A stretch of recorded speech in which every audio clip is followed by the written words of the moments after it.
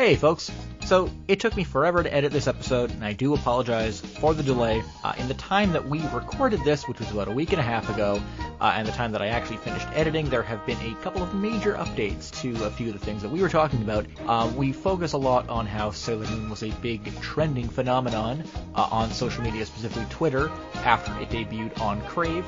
We have since found out that Sailor Moon was actually the number 4 most watched program on Crave during the time period of September 16th to September 22nd, which is nothing short of phenomenal, especially for a catalog title. If you have Crave, make sure you watch it, watch the whole thing, tell your friends to watch, it's all good. Also, it's been confirmed that something substantial actually has come of the deal between Viz and Funimation. Funimation is going to be streaming Ranma 1/2 starting October 20th.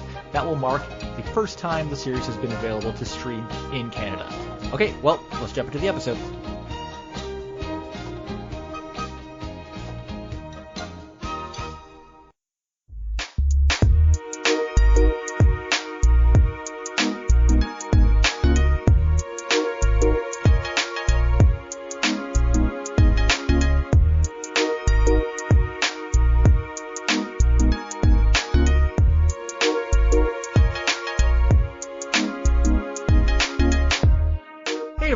Welcome to zannencanada. I'm your host, Jesse Betteridge. This, of course, is a podcast about the many connections between anime and Canadian media. Episodes are released on a monthly basis, and quite a bit of news has built up recently, so we're doing a little bit of a news roundup in this episode. And joining me, once again, is Carl Olson. Carl, can you give a quick intro to yourself to the two people who don't know who you are?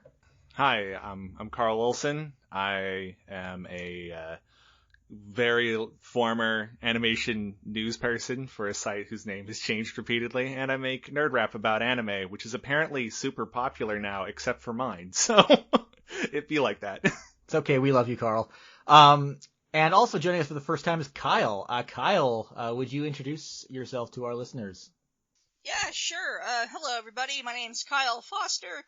And I've been around on the internet for decades now, and I'm very, very keen to talk about anime in Canada and just what being a Canadian anime fan means and my experiences with it and all of that in between. Yeah, and you go by Chibi UFO on Twitter, and Yes, I do. you are quite the advocate of chibis, from Yes, what I've I seen am. as well. You'll see me raving about chibis, going crazy about chibis.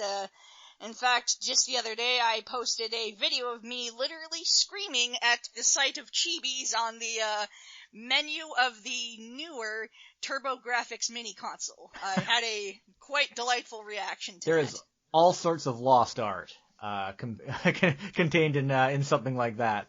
Yes. But yeah, chibis are worth celebrating. I agree. Yes, indeed. Probably the biggest piece of news is the one we'll start with right now. I guess in a way I've been kind of milking this over the past few episodes, but it really is a big deal. Would you agree? Yeah. It goes in the very face of the name of the podcast because it actually means something good happened with anime in Canada. Hooray! Very much does. In fact, the kind of one of the events that we've been anticipating since before I launched this show happened just the other week with the launch of Sailor Moon on Crave. Kyle, I'm just interested, what are your thoughts on this recent major streaming platform launch? Well, this has been a very tough year for literally everyone. Like, literally everybody on the planet. This has just been a really bad, just sucktacular, crappy year, and honestly, all of the good things that have happened this year have just left me speechless. Like, I'm just like, oh, nice things can happen too, I forgot. I thought only bad things happened. So, Sailor Moon hitting Crave, just speechless. Like, I didn't know how to react. I'm like, oh, wow. After hearing Americans rave about getting Sailor Moon on Hulu and being extremely jealous, and just having my little piece of cake with Sailor Moon on Tubi and all that. I thought that was nice, but it was just like, I wondered if that would ever happen for Canada. So the fact that it finally did, we finally have a slice of that. We finally have our own, not only a slice, but we finally have our own, cake, a Sailor Moon cake of like every single season available, and it's all dub, and it's all in, glorious high definition, and it looks great, and it sounds like great, and it's just there, and Yeah. it just makes me super happy, because as much as I love the Japanese original, I really wanted to give this new Viz dub a shot, and the new cast looked great and sounded great from the previews I've heard, and I was excited to give everybody a chance and just hear how everybody is as their characters. So I'm talking right now, but I'm still kind of speechless. This is amazing. Your reaction, I think, is carried on by many people as illustrated by the social media reaction. So that's the part that blew my mind, was the social media reaction, because it's like, it's one thing for this to end up on the service, it's one thing for it to be pushed by the service, it's a whole other thing for them that groundswell reaction back, and people seeing all of that excitement around it, and not people being like like all of it being very positive. No one's like, oh, why is this older anime, like why is that their first step? Everyone's just ecstatic, and maybe that's partially an issue of the times. It's the right time to launch comfort food. And Sailor Moon is absolutely comfort food. But I think even in a regular year, though, I think we would have seen the same reaction. I think even in a regular year, people would have been like, yeah, this is like the, I don't think there's many other options that they could have tapped that have the history that would have hit the same note. Maybe Inuyasha, maybe a Gundam Wing, but probably still not as strongly as Sailor Moon for this market. I'm sorry, but I don't think anything could have hit as hard as Sailor Moon. Yeah. Like, there's such a very specific thing, but like, there's such a specific fan base for Canadian Sailor Moon fans. Like, we may be a minority, but holy crap if we are not vocal. Like, we are screaming our lungs out about everything Sailor Moon, like, about, like, news of Sailor Moon, about why we love Sailor Moon, about, just, like, why Sailor Moon still appeals to us. Like, if we may be a minority, but we are literally just screaming our lungs out, like, every day about, like, why and how. Kyle, I'm not sure about that, because, like, when you're looking, like, Sailor Moon fan base, we're talking Sailor Moon fans. From what I've observed, that group is kind of dominated by Canadians in their 30s and 40s, or early 40s. That's the group that kind of, they're the ones holding down the fort for the most part. Yeah, and they have been for many years. But I think the important thing here is that, and of course, if you're not aware, what happened basically is Crave launched, dropped all Sailor Moon, all 5 seasons with a Viz dub, including the Sailor Stars dub, which I should point out is not streaming in the U.S. Hulu actually has not added that one. So we got an international premiere for one of the. I wonder why. I wonder why Hulu chickened out. It's not that they chickened out. They got it subbed, but they just don't have it dubbed. My assumption there is that Viz just wants to make more money from the DVDs and Blu-rays before they drop that one. That's probably not unfair. And they just managed to cut a deal with Crave, but. Crave did it, like, they announced it, like, and they would with any other title about 3 weeks before it dropped. But they never, like, made any dedicated social media posts about it. They didn't release any images about it. It was just casually dropped in, like, a newsletter for what's coming up, and it's like, oh, Sailor Moon. I'm like, what? Sailor Moon? Yeah, I know. They wrote a little blurb on it, and it got a little tiny bit of traction, but it wasn't really getting a lot of attention. So I didn't expect that it was gonna blow up on social media, and it did. Because when they launched it on Crave, so here's the funny thing about Crave. When we kind of evaluate Crave as a streaming service, it's kind of a service imitation of Netflix. It doesn't actually have algorithms that monitor what you watch and make recommendations based on that. Pretty much anyone who logs into Crave is going to see the same thing, apart from maybe one little bar that badly calculates things that things that you might like. And I don't think there's and what you've just watched. Yeah, exactly. Continuation bar. That's about as convenient as it gets. in this case, it actually wound up being incredibly useful, and it reveals maybe even more of a top-down curation element of Crave that could be its advantage in a lot of ways, because everyone, no matter what device you were signing in, no matter what you have watched on Crave, the first thing everyone saw when they loaded up Crave Thursday night, Friday morning, was this gigantic banner of Sailor Moon, which, you know, was probably filling up your entire screen when you loaded it up. That is how the news got out. And man, it blew up. It was trending almost all day on Twitter, which that happened when Studio Ghibli films were announced for Netflix. I did not expect that to happen for anything launching on Crave. Like, I could see something being a big deal for launching on Netflix. I never imagined that something launching on Crave would wind up being that big of a deal. In fact, at one point during the day, Crave started trending in Canada on Twitter because of the Sailor Moon announcement. Think about that for a minute. Crave, something I don't think I've ever seen be like a big deal on social media, was trending because of Sailor Moon. I think this is the first time I have seen people positive about having to use Crave. Usually when people talk about Crave on the internet, they're complaining about the fact that they have to use it to watch something streaming instead of Netflix. It's almost or instead of one of the other services that they pull from. It's like, why do I have to use Crave rather than the same thing that the people I see online using HBO or Showtime or CBS or whatever in the US? You think which is kind of funny because you should say actually it's great because we're getting 3 services for the price of one plus now more content. But instead instead we totally whine about it. It's great. to so many people, Crave is the reason you're being denied HBO Max, which not kind of true, but I mean, it's not wrong. But we are also getting several things in one for Crave, and honestly, I actually kind of like that. Plus, I'm more just shocked that out of all the services available in Canada, we got Sailor Moon on Crave. Crave has no anime whatsoever on it, so the idea that here's this random, not only an anime, but one of the most popular anime of the past 40 years. It's okay, sure, what a way to make an entrance. Yeah, absolutely. And the thing is that for all the time, when people talk about anime in Canada, history of anime in Canada, we always say, oh, Sailor Moon was so big. Sailor Moon was such a big deal. It was this big cultural phenomenon. And this is one of the rare moments when you actually see that in action. Because it's quantified at this point. You can say to trend, you have to be doing this much traffic, and if you can not only trend the show but the service it's on, that says a lot. Yeah, because the people who were making Sailor Moon blow up on social media, they weren't anime fans. They weren't quote unquote Sailor Moon fans. These are just completely casual viewers, many of whom probably haven't even bothered to even seek out Sailor Moon in 20 years. I'm willing to bet that a lot of them hadn't even seen S and Supers when they were on YTV.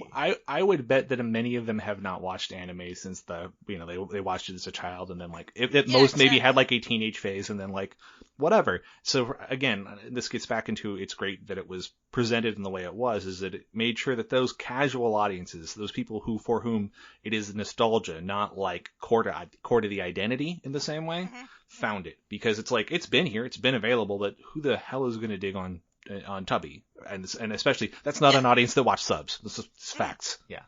And that's the hilarious thing, is that it blew up and was this huge deal almost all day. I think it would have trended higher if it hadn't been for Ruth Bader Ginsburg's death later in the day, which had, of course, unfortunately has larger implications than just keeping Sailor Moon from trending in Canada, but we don't have to get into that today. It just illustrates so much of what we've been talking about, so much over the years, and it really also shows just how much casual interest in anime in Canada is being untapped. That's a potential audience right there. It doesn't end with Sailor Moon. There are other shows you can throw on and get that audience with. And the key is that you don't target it at anime fans. You don't try to reach out to anime fans. If you have a strategy with shows that have this major mainstream appeal, with people who just can't find it on mainstream services and don't think to look in places like Tubi, because let's face it, only nerds use Tubi. Tubi is a service for nerds. Like, most of their content is for nerds. Even anime nerds don't know to use Tubi. Like, Oh, yeah, I have pointed out to people who are, like, doing, like, rewatches and they have a bad disc. It's like, hey, that old show's also on Tubi. And they're like, for real? And you're like, yeah, for real. And they're always shocked. So it's like, even the people who you'd think would be most media savvy about this stuff aren't. So, like, it's just such an also-ran. I don't know why Fox bought it. Yeah, it's certainly giving you a new chance to sing the virtues of Earth Maiden Arjuna for sure, because you can see all that. The virtues. Use this term loosely here. Yeah.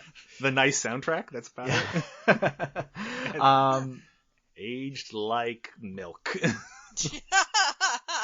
But yeah, it just shows that it's not enough to just for content to be available in Canada, because that seems to be that's kind of the bar that anime distributors shoot for in these situations where something's available in the US. They got to make an extra effort to make it available up here. They're like, oh, as long as it's available, it's fine. But it's ignoring the fact that there's this huge audience that's gonna just gonna miss it, and it's an audience that, you know, if you reach them in the right way, they're gonna watch anime on streaming services, and like, you know, this is a 200 episode show. I'm betting a lot of people are just gonna dive in and start binging. And also, I was tracking the social media activity of this pretty closely, and there were, you know, if you just search Sailor Moon Crave on Twitter, there have been people posting up until just a few days ago, and you still see stuff now and again. One thing that's happening a lot, as I mentioned in the last episode, is that people are watching the show with their kids and posting about it on social media. Yeah. Which is, I love that. Yeah, that's absolutely wonderful. It's so great. Well, and you got to imagine again, this is a moment where they may have tapped out a lot of their other children's entertainment, so this is incredibly welcome right now when it's all like, oh my god, we have drained all of our other stuff, and I can't watch Peppa Pig again. Not to mention, it's like probably one of the most accessible forms of media ever in an English dub. Like, that's fantastic. Yeah, like I've had friends who it's all like, oh, my kid's getting into this, like, can you recommend an anime? I'm like, well, how cool is your 6-year-old with reading? Because it's like, you know, it's all like, there's stuff that I know might be a perfect thematic fit, but it's like, I need a dub for it, or that dub is tremendously difficult to like run down at this point. So to just have this there on a service that is mainstream for for Canada, it just checks a lot of boxes, and it goes into this idea that it's like, it's super cool that there are specialty services, for anime. Like, there's a lot of value in that, especially since, stores don't exist anymore. Yeah, exactly. But, the counterpoint to that is then, some of this stuff needs to be in more visible places. And if that's not going to be on broadcast or on linear television in any other shape or form, then that's going to be on the major streaming services in a given country. And while that's happened somewhat obviously with anime on Hulu, this is the first time we've seen it reflected here in Canada in a way that matters. Yeah. And the thing is that so much is said about Netflix as a way of like exposing people to anime. And I hear stories a lot of people saying that, you know, they have their friends asking them what anime they recommend checking out on Netflix. But the thing is that I am starting to question how good Netflix itself is at actually exposing anime to people who wouldn't otherwise check it out. Because, like, the other day, I signed into my dad's Netflix login because, well, I pay for it. If he doesn't like it, he can pay for his own. And I noticed it's like he had, you know, Netflix has all these algorithms that try to predict what you're most likely to click on and what you're most likely to look at. And the way his stuff was laid out, you wouldn't even know that Netflix had anime or that anime on Netflix was even a thing.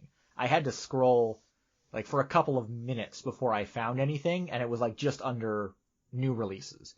And like the actual new releases, not the trending, like the actual new release bar, which they bury down quite low because they that's not how they want to get you. They don't want you to focus on what's actually new on Netflix. Well, and it's also one of those things where it becomes a self-fulfilling prophecy. If they put the new releases thing up there, that's going to introduce maybe interesting signal into their machine learning and their algorithms, such that you may find out some weird connections that don't necessarily apply to everybody, and rather than lean into that discovery possibility, they're like, That's outlier data that we don't want to have to deal with in the training, and that we'd probably end up cleaning out of the training data for this.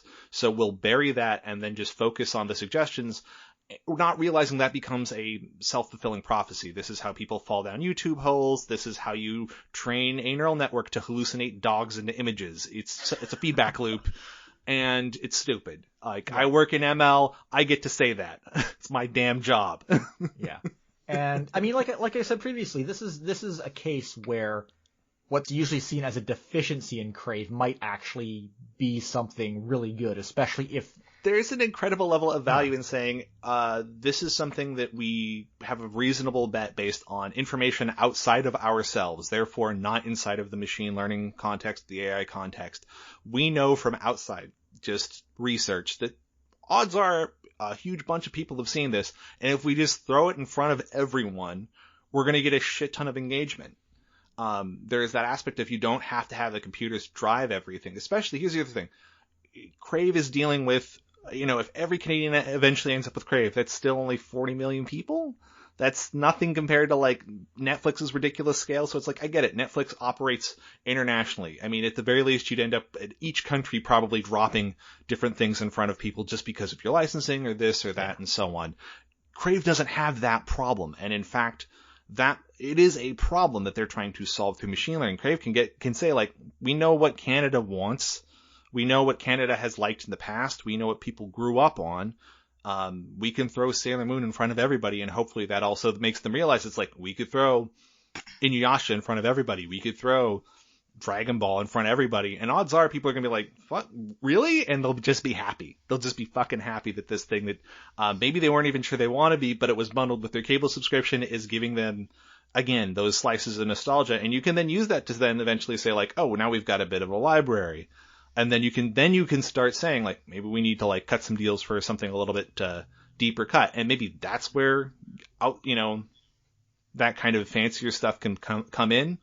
But for right now, they have it so much easier than Netflix, and they should lean into that. Absolutely. I mean, and also like with the whole package with cable thing, I mean, I think that's gotten them like a few million subscribers. I could be wrong on that. I didn't double check before recording this show. So correct me if I'm I could be wrong on that. I'll double check later and maybe edit this. But I mean, if Crave has like 3 or 4 million subscribers, that's 10% of the Canadian population. Yeah, that's pretty like, good. I mean, yeah, no, like that's a great place to be. It's sustainable so long as they can throw people interesting stuff. And like I said, I think there's an aspect of, they've got half of it solved by virtue of being a clearinghouse. And there's always that possibility that rug gets pulled out from underneath them. So by doing things like direct acquisition of particularly legacy titles that are near and dear to the national heart of Xers and millennials, that's just light work. That's an easy win. And it's one that I think is very replicable. There's a lot of this content available, and currently it's buried here or there or wherever, when in fact it's all like, so for example, Metabots just turned up on Retro Crush, and that's cool, but that's not getting it to the people who probably grew up on Metabots. Metabots by and large, except for the obsessives. Yeah, no, it's Canadian. Yeah, no, it's like Nelvana gang, right? Like, let's do this. I mean, hey, you want to follow up Sailor Moon? You're like, we don't want to stray from this too much. It's like, well, then just put up the original Double Card Captor Sakura. You're like, I mean, it'd be work. You'd have to track down that dub. I'm not sure who's got it, but and it's a garbage dub. Oh, it's terrible. But like, again, from the nostalgia play aspect, and again, you might be able to put up the new stuff and have people be happy. Like, granted, there's something that's on Netflix, but again, if you are an anime fan, you saw it suggested to you on Netflix. If you had children, you did not necessarily see that suggested to you on Netflix. And I know this because I have friends with children. They're like, my kids get into magic stuff and I don't want them on any of that Harry Potter shit. I'm like, I got you. Understand why. And I'm like, did you know that Card Captor Sakura is on Netflix? And they're like, I had no clue. And they're sitting there watching anime with their children, and this still isn't surfacing. So there's clearly gaps in the machine learning. There's blind spots in the weights there, which can be cured through curation. But you got to take that initiative. Crave has that built in. And that's another great thing about Crave. Sailor Moon is just listed outright as as for kids too. Because it's true. It's true. And that's good. Like Where's the damn lie? Beat around the bush. There's no reason to beat around the bush with that. I would say anything that ran in Jump, anything that ran in like Cookie or Nakiyoshi, ready. Just throw it. I don't know about anything. I don't know about anything in Jump, Carl. I think there's a. Okay. All right. Yeah. True Love Roost, sure. But I mean, like classic Jump, classic era Jump is pretty safe bet. Like that. It's. Yeah, for sure. And I mean, the thing is that you have by putting it there, there's a multitude of ways that like parents and their kids can watch it, and all sorts of viewers who otherwise wouldn't, if it wasn't kind of curated and picked out in these lists, they would never see it pop up. And I mean, these are people who, they'll deep dive into binge watching stuff on a service like this. They might wind up, those people might wind up getting like Crunchyroll Funimation subscriptions. They might start going to conventions when conventions are a thing. that can happen again. They might start. If those ever come back. Yeah. I mean, yeah, we'll see about that. No, there's a lot of opportunities. The second you make that stuff visible in a public way, that's always, anime's booms in North America, US and Canada, correlate highly with ready access to good programming. Period. Like those big pushes are always something good gets into syndication, or something good is in a cable block and is as much as possible not dumbed down for the audience. And that always results in generations of new fans and massive increases in the fandom. And so even if it's only a 1 in 100 or a 1 in 10 thing, you're still being seen by millions of people. So that makes a huge difference in the number of people attending events. And we saw that in that transition late 90s to the early O's, where you're going from like 100 people events, maybe, the big ones are like over 1,000, to like, 10,000 person events being like too small for companies to turn out to, because it's like, that's fan size. And you're like, what universe? But that's because like there's ready access. And while obviously, deeper access is nice, fast access is critical, because nobody looks deep without exposure. What you mentioned about just making sure the content is like not heavily localized, and how that just improves the engagement or sucking people in, that's I mean, it's kind of to the advantage that they don't have a lot of kids content on Crave, and I think that makes them a little more willing to take risks with what they put in. I mean, honestly, all of the good moments and also just original animation in like the past 30 years have usually been like, we made a good cartoon first, and we really didn't care about what the audience was. Exactly, and if that's there with classic Nicktoons, that's there with all the various, you can see it in the peaks and valleys of Cartoon Network's own contents. The valleys are when they're trying to dumb it down. The peaks are when they're like, kids will be fine with murder, whatever, go. And what is true though. They can deal. Finn loves the taste of human flesh. Bingo. Exactly. The reaction that was going on in social media was kind of, in terms of the localization, was really interesting, and shows just how a lot of the people getting excited about it and checking it out have not been in touch with, what anime is like, or the fact that when you watch an anime, it's going to have the Japanese theme. A lot of people were saying that initially, I saw some people initially saying, oh wow, they only have the Japanese version on here.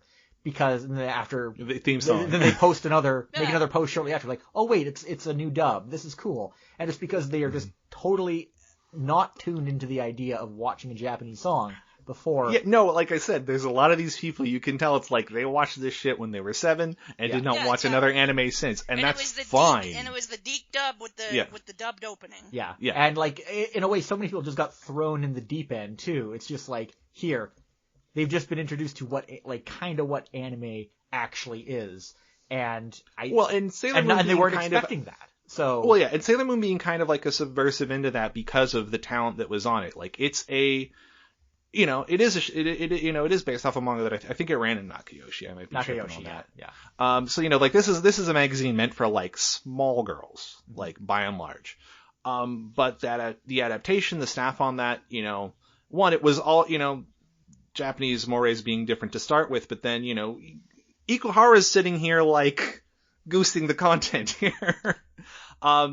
So that aspect of stuff bleeds through, and yeah, this time it's not being bowdlerized at all. It's right there, and the audience. I think it's great because people kind of can jump back into this, realize what they had missed, appreciate what they're getting now. I think audiences have also had a chance to mature dramatically over the past 30 years in terms of expecting serialization and what you get in content, for your children as well, such that like everything's ideal for something like this right now. Everything's great because the parents have grown up on this. The parents are also like not their parents and going to like freak out over like anything that's like outside the norms. They're perfectly cool with that. If they weren't, they probably wouldn't be watching Sailor Moon on Crave. So they're not going to be so happy to see it back. So it's all fantastic for introducing a new generation to this stuff, the right way. It's also been interesting to see the reaction to the dub as well. I think the vast majority of people who were posting and clearly weren't anime fans, they seemed to not really care one way or another what version it was. They were just perfectly happy just to be able to watch Sailor Moon again. There were, of course, quite a few people, real minority, who were complaining about the fact that it's not the old dub. One of them was actually the managing editor of Mobile Syrup. There were quite a few blue check marks talking about Sailor Moon. Amanda Paris from CBC Radio 2. She had one of the most popular tweets, and Robin Doolittle from Globe and Mail was she tweeted about it as well, and a few others. Again, it trended. It really did. And there were obviously some complaints, some people upset about that because, for a lot of people, it was, again, Sailor Moon was like a cultural phenomenon in Canada. We cannot understate that. I think people have lost appreciation for that. Why I said that earlier, mentioning about like the Canadian Sailor Moon fans. It's a minority, but like the people who do remember Sailor Moon will go on for days about it. Just going on about it. And also like the broader cultural awareness of it. You could not have dropped a Sailor Moon reference necessarily if you were a pop rock act in the States. You get away with that in Canada for your one hit, and then when it crosses over the States, too bad, we made the Sailor Moon reference. Exactly. I do wonder how many people learned about Sailor Moon from 1 week. That would be amazing. Yeah. I think it's quite a few, but I've never tested that theory. But also, I think there's many people who were complaining about the dub. I think a lot of people were very positive about it as well.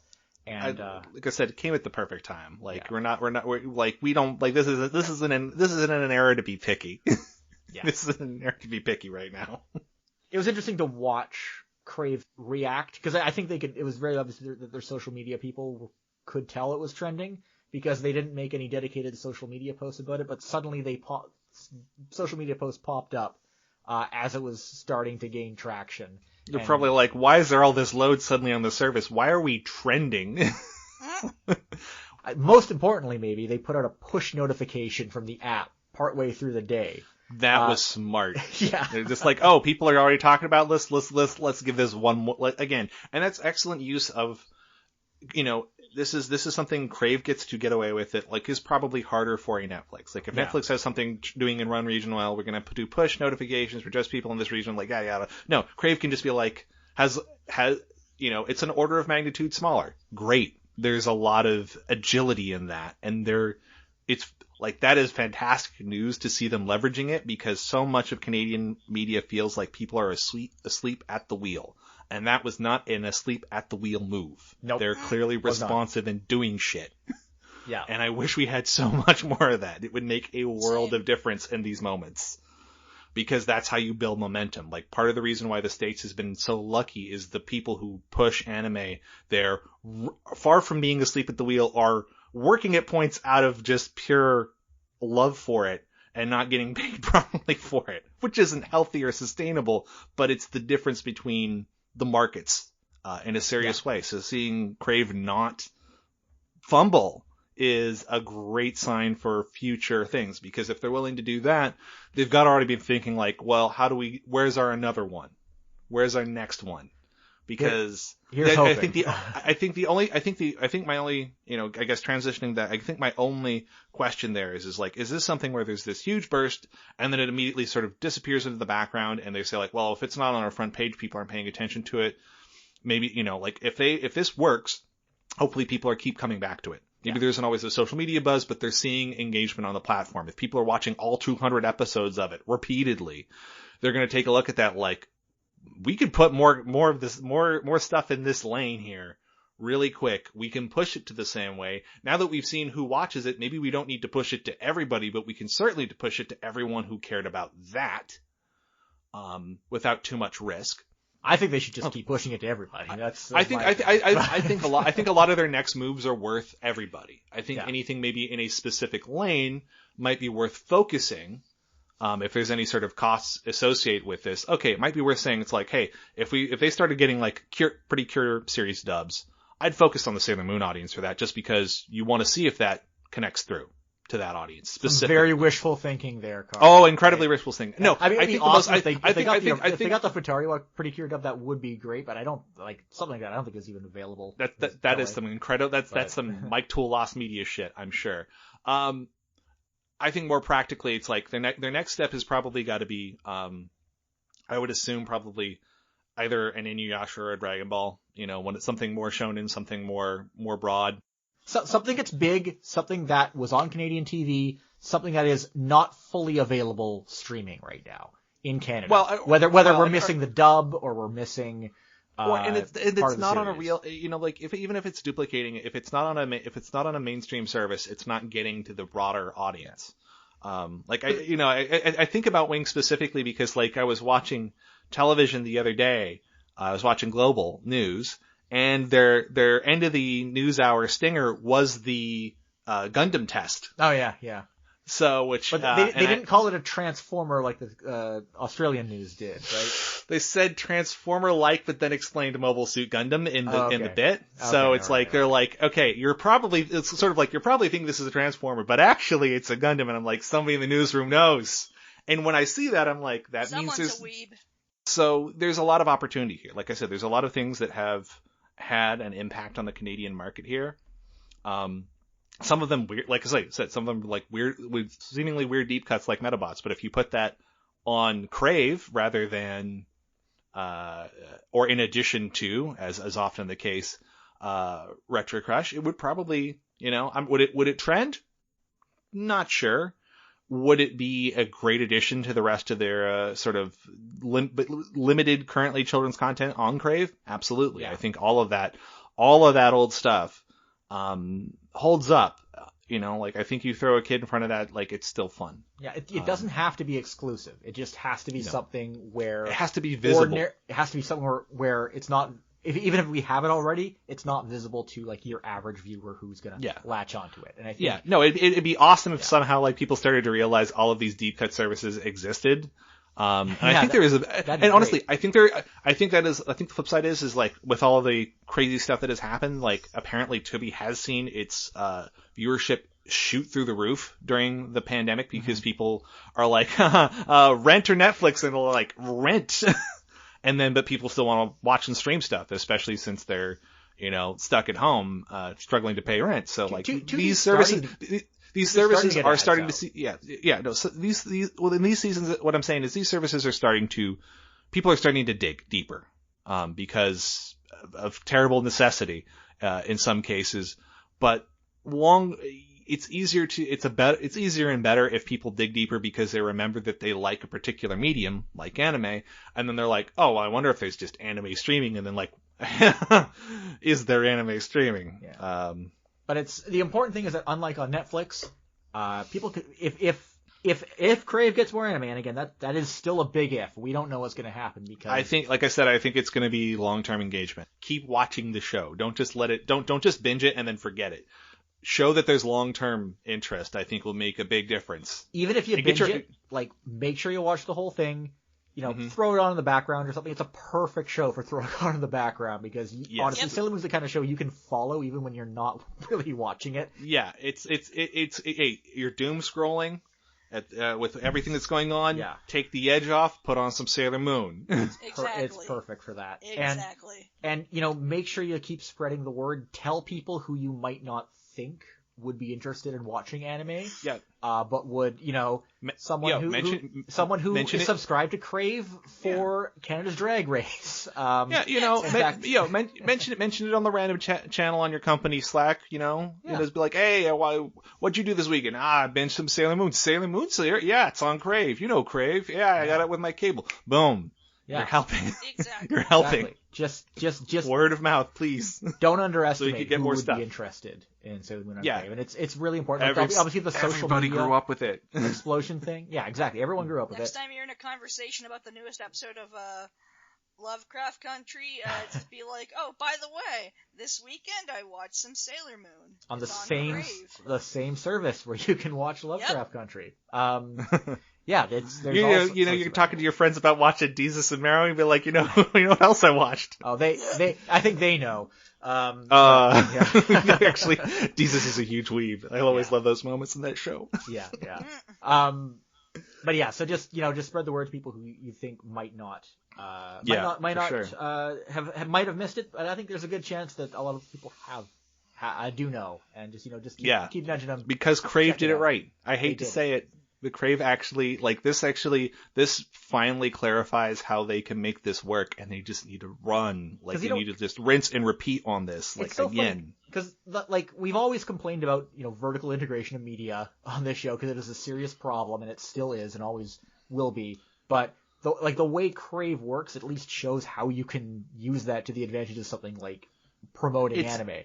And it's also valuable. I mean, it makes sense for a smaller market. It's like, do you really want to try and hope that multinational conglomerates are going to give Canada proper attention versus somebody who's, there is some value still apparently in a middleman that actually cares about the area. And if Crave can show that they actually care and they're not just like, well, grab stuff up and kind of throw it up and whatever happens. If they can follow through on the things that they grab that work and say, we need to repeat that. Yeah. That's all they need to do to, show their value to an entire nation. That's it. Is just, hey, what works, repeat it. Sailor Moon clearly so far appears to have worked. Yeah. Repeat it. Yeah. And watch people be like, and especially because as that grows, the people are kind of like, I don't know if I pick up Crave. I don't know. If nothing else, you'll see people, you're going to work you're going to grind those walls down. The more you can show that you actually care and repeat on stuff, because people will be like, Netflix is a Stygian nightmare, Kafka-esque hell world to try and find anything. Crave just has the good stuff, and they've curated it to be the good stuff. Yeah, that's an effective move. You can't find on Netflix, probably on Crave, and you can probably find it pretty easily. That probably should honestly be their tagline. That shit you can't find on Netflix, only on Crave. Some streaming services basically say that up front. And it's funny because in the earliest episodes of this podcast, we were complaining about how basically Crave wasn't launched to actually be a functioning streaming service. They were launched basically to snatch licenses away from Netflix in an attempt back in the days when it was actually plausible that you could maybe kill Netflix in a country, because they're a flanker brand. That's what they were. But then things have changed so much over the years; they've had to actually become a competitive streaming service. So it's kind of everyone else also wanted to make flanker brands, but they made flanker brands for their own country because none of them actually get how to play Netflix's game, which is you do everything everywhere all at once and you keep it. Every other media company in the old line seems to still be like, well, we'll license this for a fast bag. Because that gets us in the black on this, and that's all they care about was that quarterly profit. Whereas Netflix is like, we will just throw money at the problem all the way around, whether that's content acquisition, whether that's talent acquisition, both in terms of content creation and in terms of the service itself. Like Netflix, when they pay, part of the reason why Netflix is included in the FANG list of companies in tech. Is because if you get hired on at Netflix, they just say what is the most people get paid for doing your job? Here is that much money. There's no negotiation. It's if the most that people get paid making a website is $300,000 a year, here's $300,000 US a year. They don't mess around. And that is completely in opposition to how old line media works. And it's not how Crave has to work, but that just means Crave has to do what media middlemen licensing stuff from other countries need to do, which is curate stuff so that you're worth more than piracy. Basically, you got to make it worth and worth more appealing than trying to go gray market by saying, F this, I'm going to get a VPN and then I get these services through that. No, all they need to do is, like I said, follow through on that curation, and that curation is everything. Curation is why Adult Swim works. Curation is why Toonami works, right? Yeah. It's a proven model. And and Toonami, Adult Swim, the whole reason they even have anime is because there's just 2 or 3 people there who have pulled their weight around to keep it on the specifically 2 or 3 people are pretty much responsible for keeping anime on television. And at the same time, on Crave right now, Sailor Moon is under the staff recommendations. So there's nice. There's someone there who says this, who's co-signing it, and that's all it takes is people who are driven in that way, being enabled, and that can be the difference between making no money and kind of just doubling down on the same vanilla stuff versus making lots of money by being cool and experimental and innovative. And that's if anything, Canada should feel a little bit more empowered to this, because the stakes aren't 340 million people, it's 40 million people. So it's a little bit more breathing room in that, because you can be like, well, we could try something different. There's a whole market to the south of us already covering the baseline. Let's do something. Let's bring it up a level. And Crave is very well positioned for that in retrospect. And it's good to see them start into that finally. Yeah. And just to tie into what you were kind of alluding to there, and also to give a little context in case anyone is not fully familiar with the whole situation with Sailor Moon. For years, Sailor Moon was, of course, licensed by Viz Media back in 2014. For many years, it was a Hulu exclusive. Hulu, of course, notorious US-only service that is not available in Canada. Viz, notorious for licensing things exclusively to Hulu. And as we're starting to learn, when Hulu nails something down, they can really nail down those rights hard. Of course, one of the big news stories, at least for nerds, in the last couple of weeks was Venture Brothers, apparently canceled, sort of. There have been some insinuations that what's actually happening is that the show's kind of in limbo because Adult Swim is trying to break their streaming contract with Hulu for Venture Brothers, and the only way that they can do that is to basically kill the show and then somehow start it over, so that they can stream it on HBO Max. Yeah, there's probably one of those weird things where it's all like you've got to do the Aqua Teen Hunger Force thing, where it's like, we have finished the order for this show. This show is done. This identical show with a slightly different name. That's what they tried to do with Mr. Pickles. That's why Mr. Pickles became Mama Named Me Sheriff, because they were hoping that doing that would break their contract with Hulu and make it so that they could continue to stream it on HBO Max in the States instead. Yeah. But it failed. So now they just rebranded that show for nothing, which is hilarious. Yeah, and because I don't care about that show. And that gets to be the problem. Is like Hulu was a fine. I think everybody's beginning to want to untangle from Hulu, because Hulu was fine when it was a consortium thing. Now that it is just a Disney thing, everyone wants out, especially Time Warner, because they've got this whole service they're trying to launch, and to the extent to which they're not the extent to which the extent to which stuff is not going straight into HBO Max, there's still an aspect of it could go into there's a dozen other pipelines they could stuff content into that's not owned by Disney. Yeah. So that's the thing. There's still, they're Disney owned, but they're still going to kind of have that consortium feel until the other contracts run out. Hulu's going to keep it seems that they're intent on keeping their claws in some things, and those things, I think, do include anime. So, of course, Viz had a deal with Hulu on a number of titles. Big ones. For the longest time, Hulu was the only company that Viz seemed to want to deal with. And this is one of the first things we talked about on the show when we had Lance on, back in episode 4. Was how it all just comes down to the ad rates. They get a cut of the ad money. on Hulu. And Hulu has better ad sales, can sell a better ad buy than pretty much anyone else because they were Hulu at the time. Of course they're going to have more lucrative ads than a niche service like Crunchyroll or RetroCrush or whatever. Like, they didn't exist back then, but the point still stands. All of these other services that also do ad supported stuff are not getting Hulu's ad rates. Yeah. That's simply not how it is because they're not getting the same level of exposure. They're not getting the same level of engagement. And that's how that works. But recently, it has been announced that Viz is apparently teaming up with Funimation in a supposedly big deal to get their content on Funimation. I'm curious, how do you guys think this is going to end up, based on precedent? I'm actually, call me the optimist here, but I'm actually kind of excited for it. I'm interested in seeing more Viz's anime accessible through other streaming means. The fact that there's stuff like, there's just like new Viz titles that's on Funimation, the Funimation streaming services, that made me very excited. But there's stuff I can finally catch up on. There's dubs I can finally hear that I'm really eager to check out. I don't know. I think it's very... the weird thing is like, so Viz is still technically doing home video distribution through Warner, right? I think, yeah, that... Last anyone heard. Yeah, last anyone heard, that seems to be the case. That's been quite So I wonder if this is long just run. them sort of trying to diversify their options here. Knowing that Hulu may eventually... I mean, the other thing is with Hulu being a Disney concern, the extent they may not feel necessarily that while they may sit on anime licenses, they may not feel that will ultimately be a good long-term partner.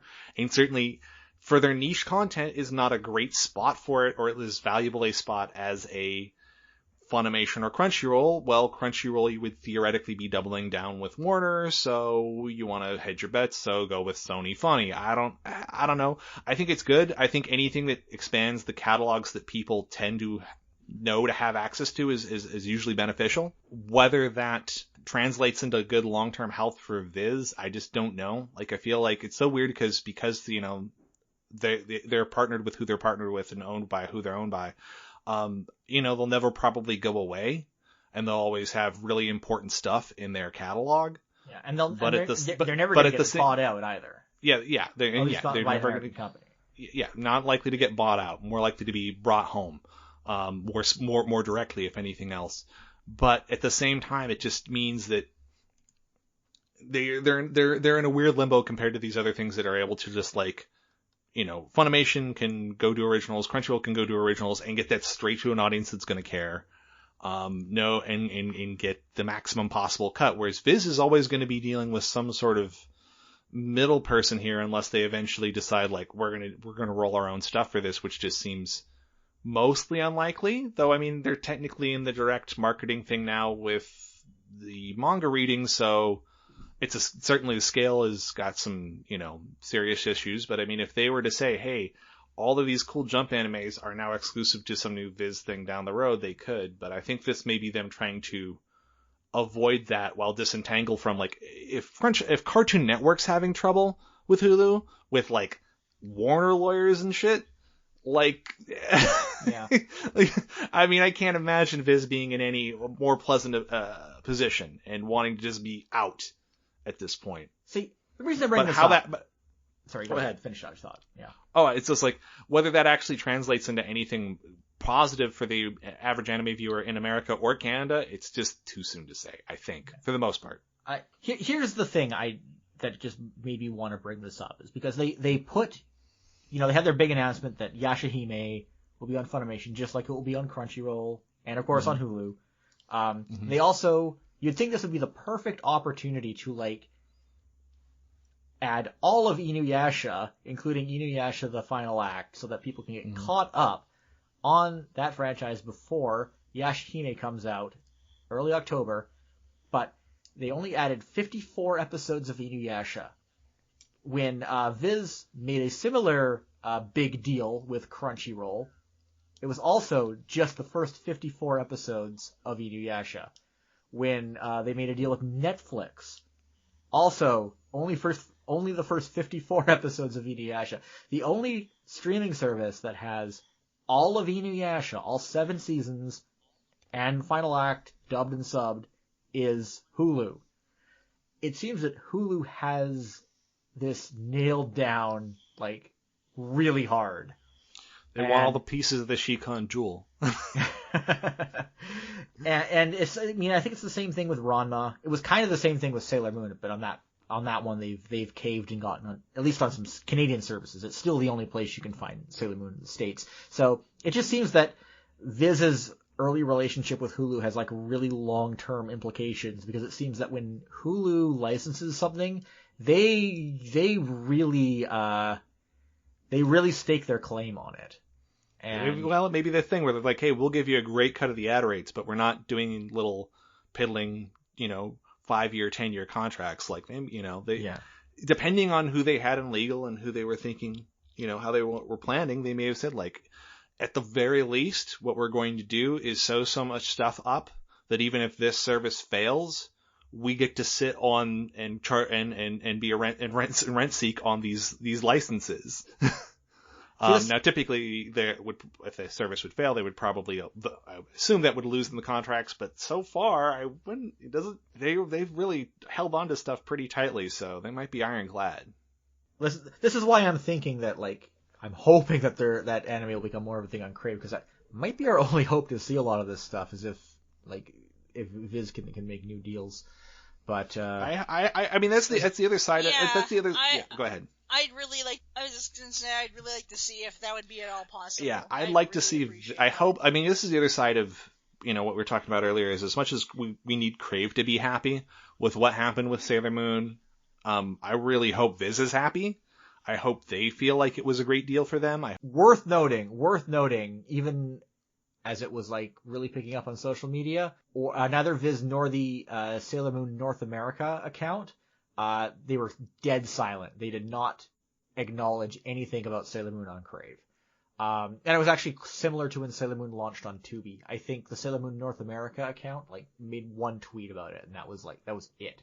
There was no traction from them at all. So I guess when they do get stuff in Canada, whoever gets it is on their own to get the word out. In this case, it was fine, because of course Viz is going to reach the anime fans, but Crave is going to reach the moms with kids that they want to show Sailor Moon to.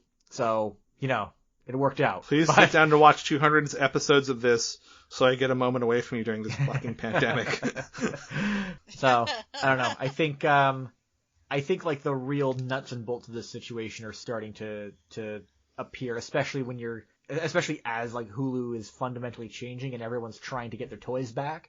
I think we're really starting. Well, especially even if not for themselves directly, if for resale. Yeah. I mean, Hulu is in that bad position of like NBC wants to make Peacock. All these other services want to have. And they know Disney's big enough. They don't need their toys.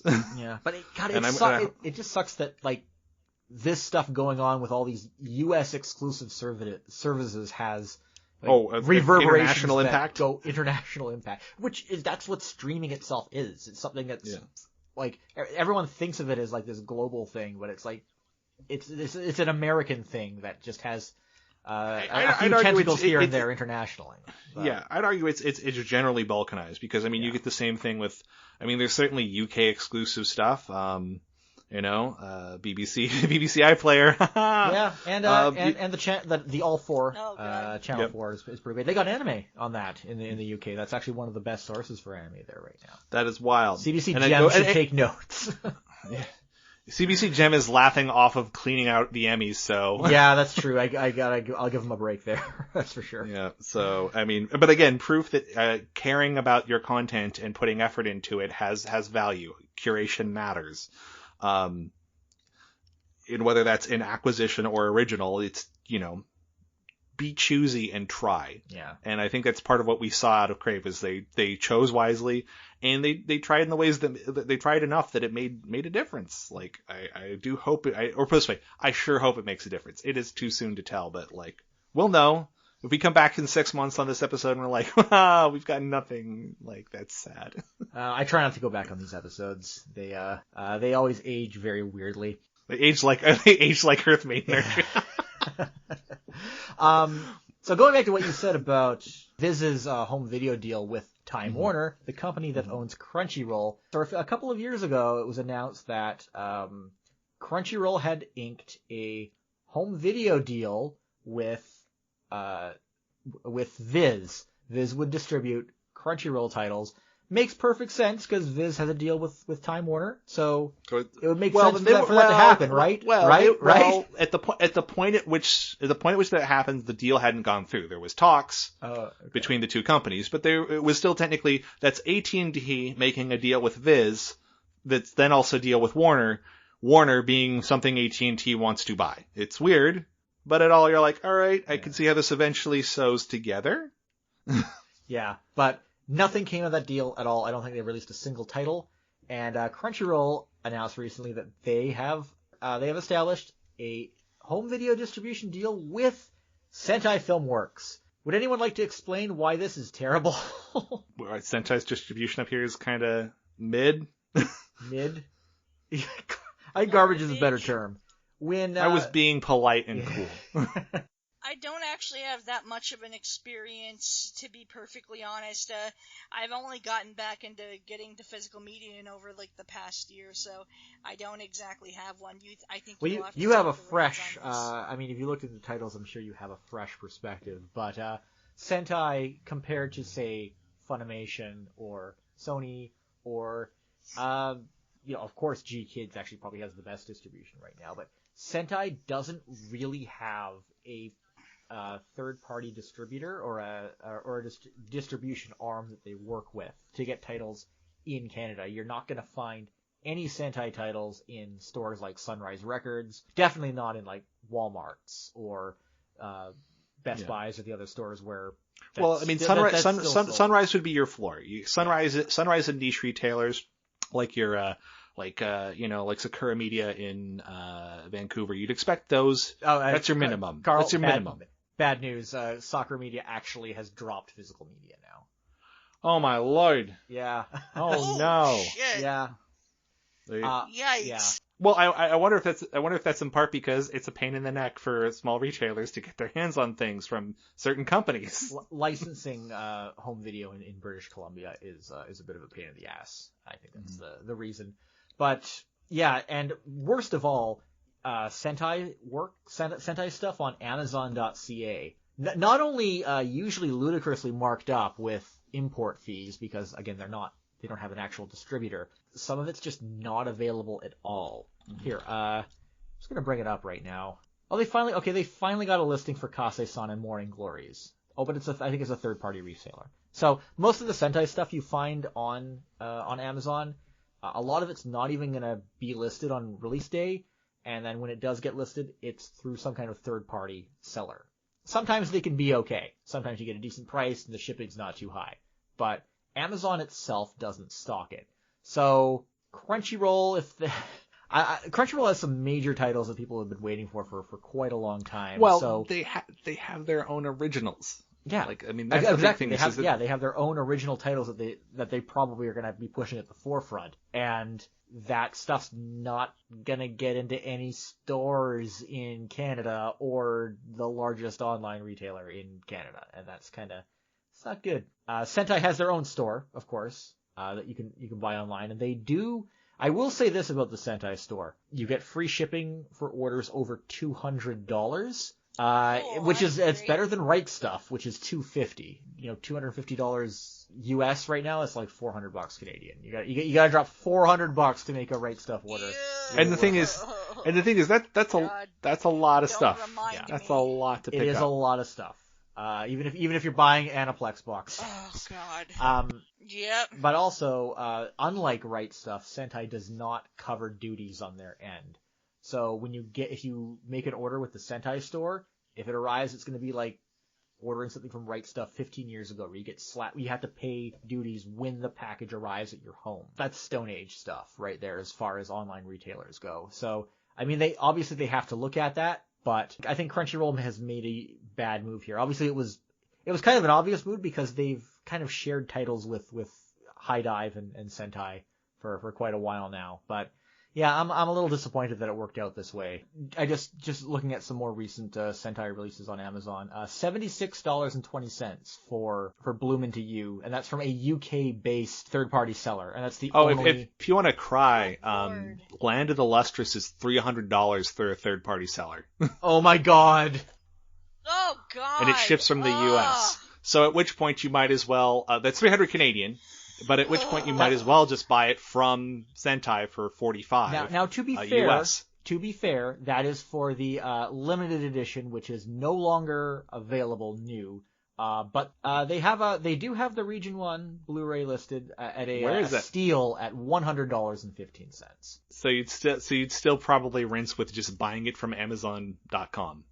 You probably would, yes. I should note that at one point in one of Sentai's Sentai store sales, that was going for $10 US. That's like a little over $15 Canadian. So, and that's the thing. Even if they slap you with duties, it's going to be like, what? It's duties on $10. Shut up. and I think that's the thing. Barnes and Noble in the States, you can get Sentai titles there.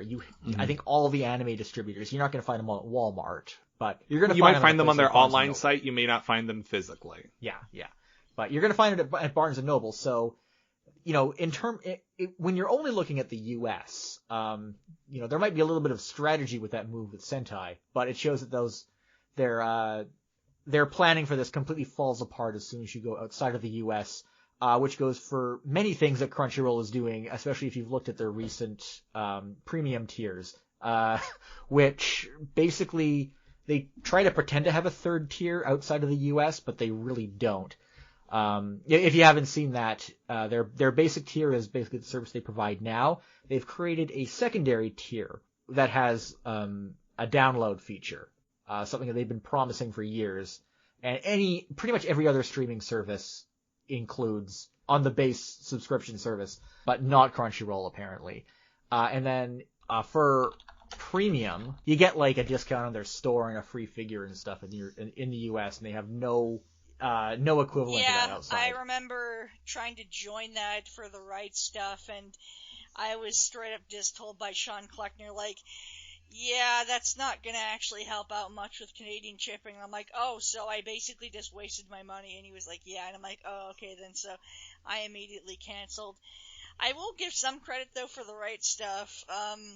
Their phone service, where you call in for customer service, is really helpful, and they have Crispin Freeman doing recorded lines. They sure do. And Wow.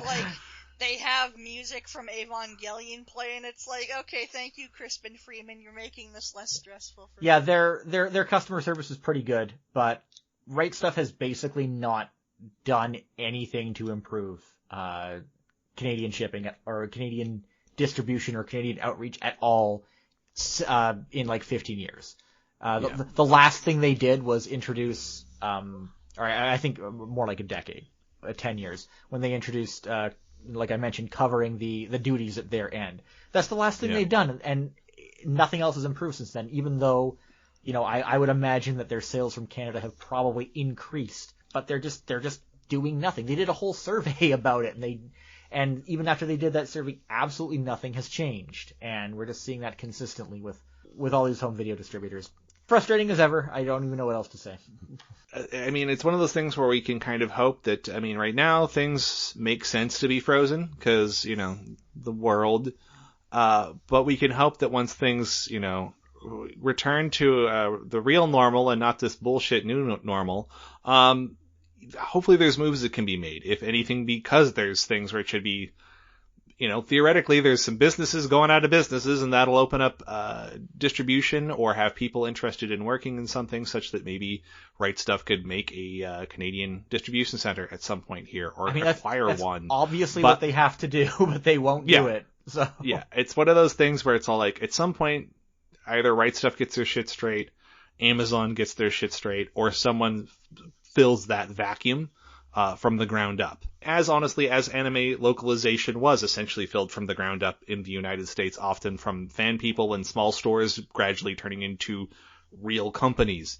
But that's a slow process, and it's, it could happen tomorrow. It could happen 20 years from now. So it's nice to just jab the people who could do it tomorrow as much as possible. I still can't believe that Right Stuff has the audacity to call themselves Right Stuff International and not even have a built-in currency converter on their website. How dare they? How dare they? Yeah, no kidding.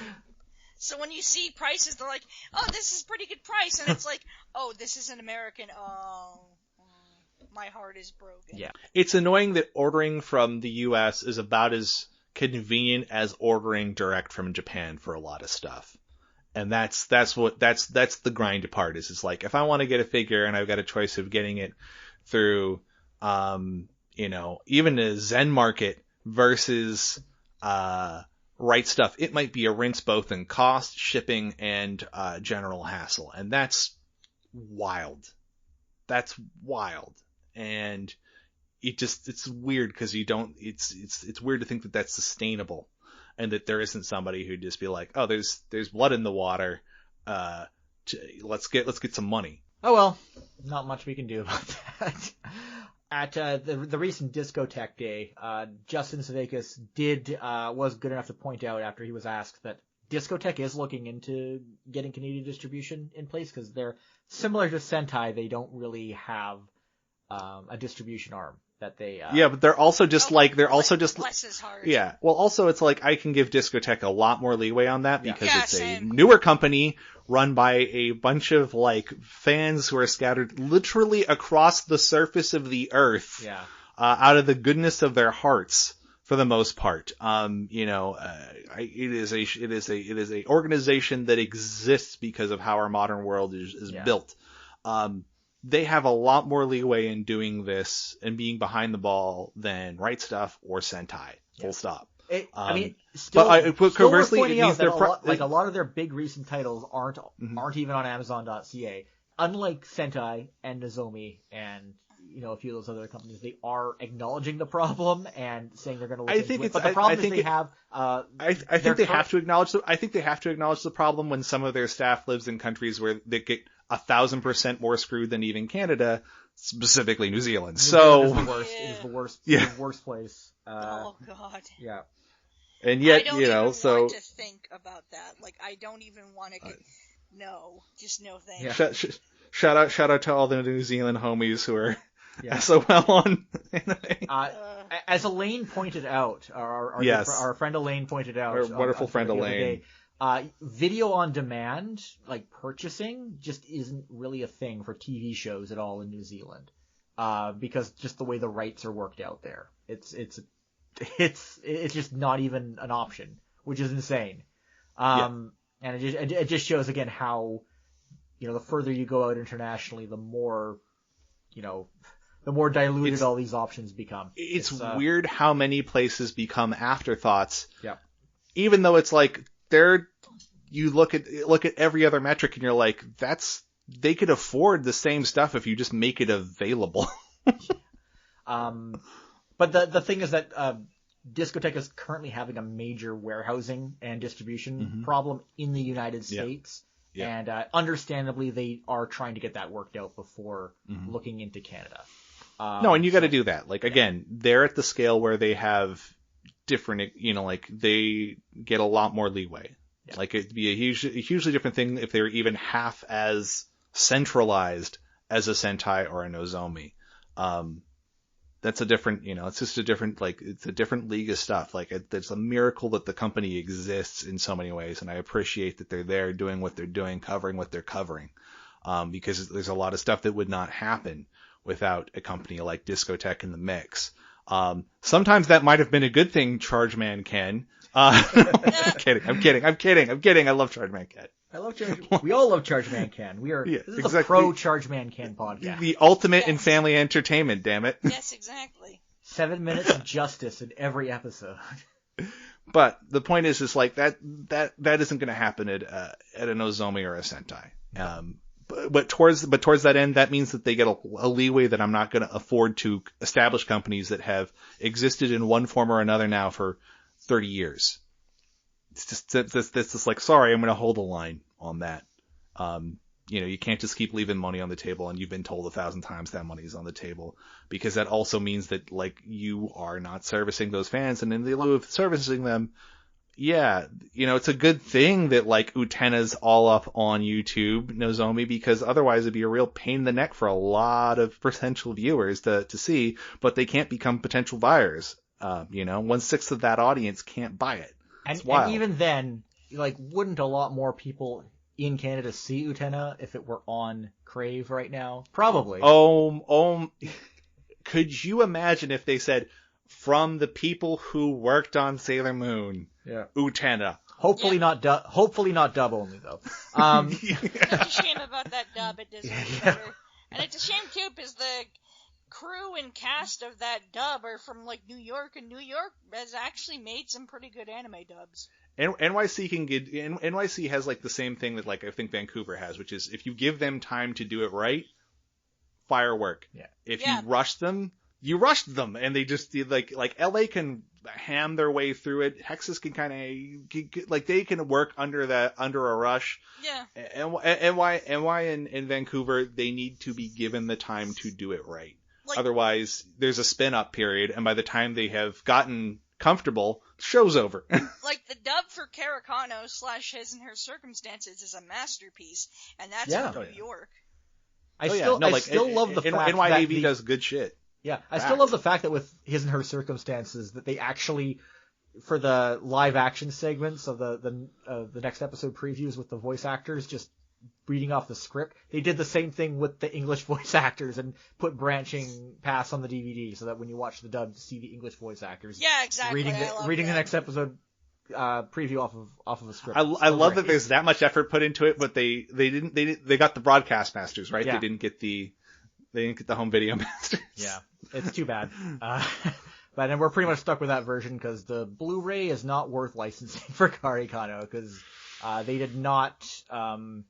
They made a lot of weird choices producing the show that made the Blu-ray version kind of questionable.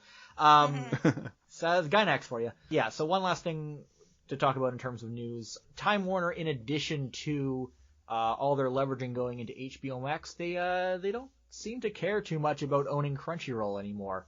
One of the most alarming pieces of news that came out, well, okay, it was a few weeks ago now, and so much has happened since then, but they apparently had tried to sell Crunchyroll to Sony, who would then presumably merge them with Funimation and make a virtual monopoly of anime streaming in Canada, or anime streaming in North America, and most part of the world as well. A large part of the world, because people don't realize just how many anime streaming things Sony has bought over the past couple years. Like they've already, and the extent to which they're already beginning to harmonize the branding on that stuff such that essentially Funimation, which started as a very North American centric thing, will probably within the next 2 years effectively be just as international, if not perhaps in some ways more so in certain areas than Crunchyroll. So there is that aspect. It took a while. Well, I mean, and it wasn't something that I think they sought. That was Sony deciding, like, no, we're going to do this, and we're going to buy companies in France and Australia and so on and so forth if we need to make it happen. They're like, we'll buy the Lego pieces to put this together rather than try to like just dump money and get other people out that way. We're going to do it through Acqui-hire essentially and Aqua Market. Apparently AT&T, probably more than Warner itself, is like, would you like to own Crunchyroll for like $1.5 billion? And Sony's like, $1.5 billion US, and like Sony's like, well, what about $1 billion? And it's like, nah. Yeah. How much did Sony buy Funimation for? Oh, it was way less than that, but that was for an American only player, right? Or US and UK and Canada. I think it was only like a couple $100 million that they bought Funimation for. Yeah, no, it was another a genius move on Gen Fukunaga's part because he has sold his company twice. And profited handsomely both times. Yeah, I don't feel like praising that guy too much, but I gotta respect the hustle, but that's it. It is 1,000% a hustle. Like it is just pure business moves. Yeah. But yeah, obviously AT&T is asking, AT&T and Time Warner are asking an obscene amount for Crunchyroll because I selling mean, them is more about making up their enormous debt from all this. All this streaming. It's about two things. But Either they thought like, hey, maybe if they had gotten that $1.5 billion, they would have been like, sweet, quick money. And we do know that Warner is still doing quick money stuff. HBO Max is a US only service, and they made quick money by selling the content that goes on that in parts to various services internationally. Some of the live action ended up on Crave. The Fantastic Close Enough ended up on Netflix. Like all sorts of weird different places, like the usual North American, especially fast money licensing moves, as opposed to saying we will set up this service in additional regions. So like, yeah, maybe this was just the biggest scale version of that. I've heard, and I would not be surprised if part of it is they wanted a public price tag on it. So they specifically asked something that they knew they were not going to get, on the basis of being able to say, we have something that this other company said is worth this much money. So it's got to be worth this much money. Therefore, you have to extend our credit on the basis of this having this value, not this older value from when we merged. Which is smart business move, but then of course scares the shit out of everybody, including people inside that company who had been already saying like, oh, we're part of Warner now. We can like collab with Toonami. We can make these things happen. We can really make some good plans going forward. And I wonder if that's part of what spurred the Sentai thing is like, well, if we're not necessarily going to be with, Warner anyways, again, why synergize? Fast money now. Sendai's offering us a better cut now. I don't know. Like, it's the kind of thing that destabilizes their plans going forward, especially depending on how much they were in the loop. If they were 100% in the loop and they knew that this was either about, hey, we need this cash and we got to get rid of you, sorry. Or conversely, it's like, we're going to do this market manipulation type stuff that is not unusual, but is kind of like weird. That's a bit different, but we don't know that. I don't think we will ever find out anything about that until people have left companies in a decade. So, you know. But here's the other thing. Obviously, if the same company were to own both Crunchyroll and Funimation, which, you know, even if AT&T doesn't sell directly to Sony, maybe they'll sell to someone who then passes it off to Sony or merges with Sony. Yeah. Gets bought by Sony. Who knows how this could play out? I mean, or conversely, they sell to somebody and then somebody buys Sony. You could have this. You could have the scenario where it's all like, Amazon buys Crunchyroll because they want to try and do anime again, and then they're like, "F it, we have so much cash on hand, we're going to buy Sony too." Yeah. And what's to stop them? Like, there's no laws anymore. Yeah. These things, there's always the possibility that they end up in the same portfolio. I mean, Warner has so many animation studios because something keeps ending up in the portfolio. Yeah. But I mean, here's the thing. I mean, I kind of feel like something's going to give on this eventually. Obviously, I'm looking more at the North American or Canada, U.S. situation, but having you know, kind of this 3.5 streaming services dedicated to anime model that we're going by right now, I'm not sure how sustainable it is with the way that we do it right now. And you know, it's weird to say because everybody ends up probably just picking one or two. Like, I mean, I'm sure like the superfans have subscriptions to all three that are their own, not borrowed from friends. But I'm sure there's a lot of households. I mean, there's a lot of people who are probably splitting a house with a few other people, and like one person's the funny person and one person's the Crunchyroll person, and then somebody's leftover's got to be the High Dive person. And well, everybody's borrowing their parents' Netflix and Amazon Prime anyways, so that's not even in the equation. Everyone in this podcast, raise your hands if you are subscribed to Crunchyroll, Funimation, and High Dive. I'm not raising my hand. I'm not raising my hand either. What about you, Kyle? I'm not raising my hand. And we should be target marks for this. And honestly, it's all like, could I afford to do it? Yeah. Yeah. Do I? No, because also those services aren't great. Like, they're not just like, I mean, even like I only really have the Crunchy sub. And even then I struggle with that because sometimes that app gets updated and shit's broken on my television for like a week. And I'll post screen caps, I'll report it, et cetera, and like eventually it just kind of settles itself out. But like I have been more than patient. I have reformatted and reset things and had to reset up all my apps on my streaming devices to like on the off chance it's on my end and like, no, you just pushed a bad update. And the thing is, as many have said, Crunchyroll tends to be better about this than their competitors. So their it's Roku hard to update was pretty bad, but they got that fixed. But that's the thing, though, is like it's hard to then say like I want to pay that extra money to like sub to Funny as opposed to just watch it free as things are going on. And ditto High Dive. It's like, are you offering enough extra value in this stuff? So it's like, is it sustainable to have 3 niche services? It should be. It's not that expensive. Even if you're really even if times are a bit tough, you can probably keep one of them. But I mean, that means that like High Dive's always going to probably be coming up third place in that.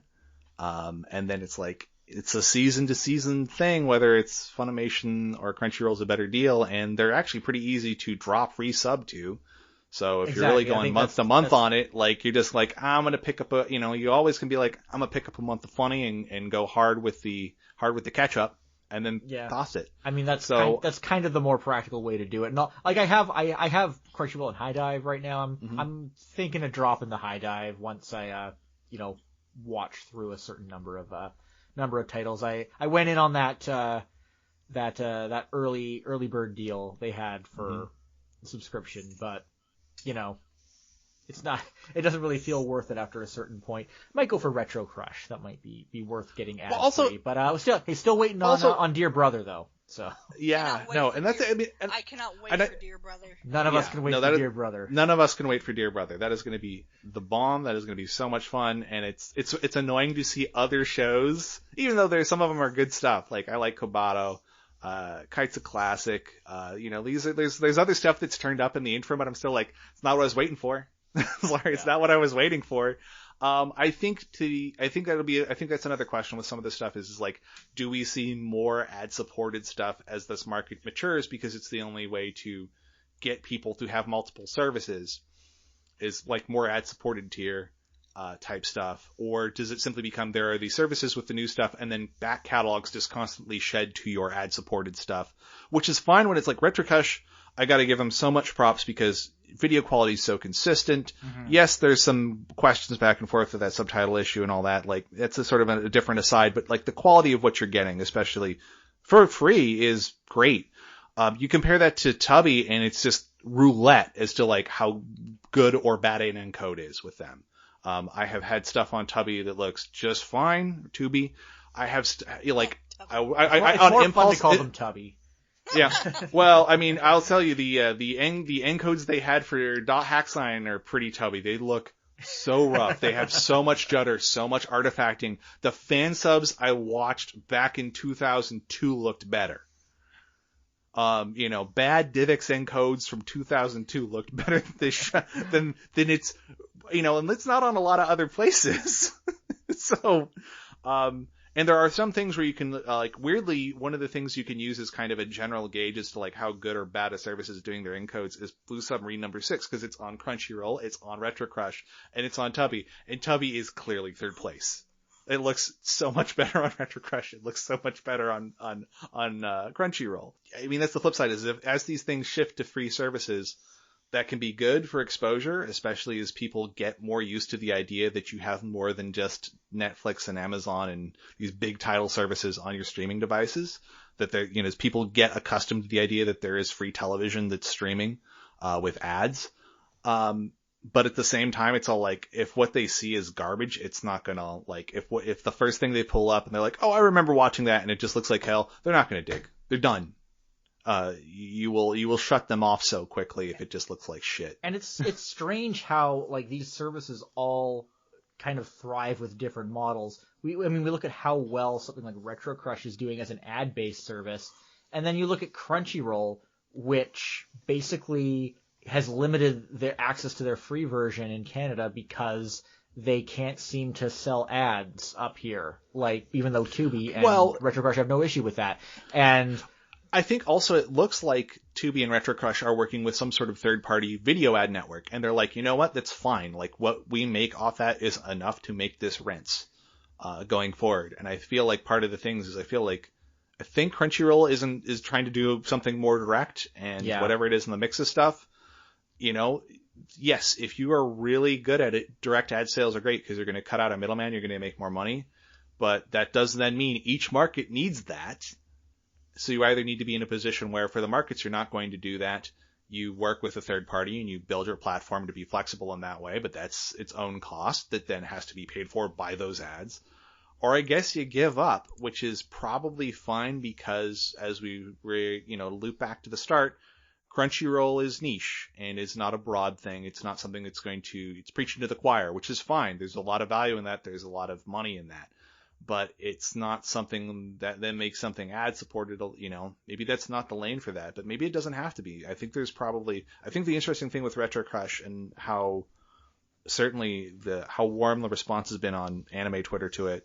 But I think its long-term value is like, there's always going to be people who get into anime for a bit, fall out, and then, maybe at some later point want to watch something. And if that's hidden but in a Crunchyroll or a Funimation, maybe they don't loop back to it. Maybe they see that it's there, but they're like, If that's in something ideally more like a Retro Crush than a Tubi, at least until Tubi pulls its socks up, that's a great spot. And that can then expose them to a lot of similar stuff in the same neighborhood where it's like maybe they only watched that one thing, but then they'll go back and be like, but there's this other stuff here, and they'll get to continue to dig. Like, I mean, on one hand, I could say that's also something. On one hand, I think it's something that the major services could surface. It's just, they won't. So it's good that there's a niche player. That's why the niche player can exist, because Netflix cares about getting new subscribers now, not necessarily even retaining them.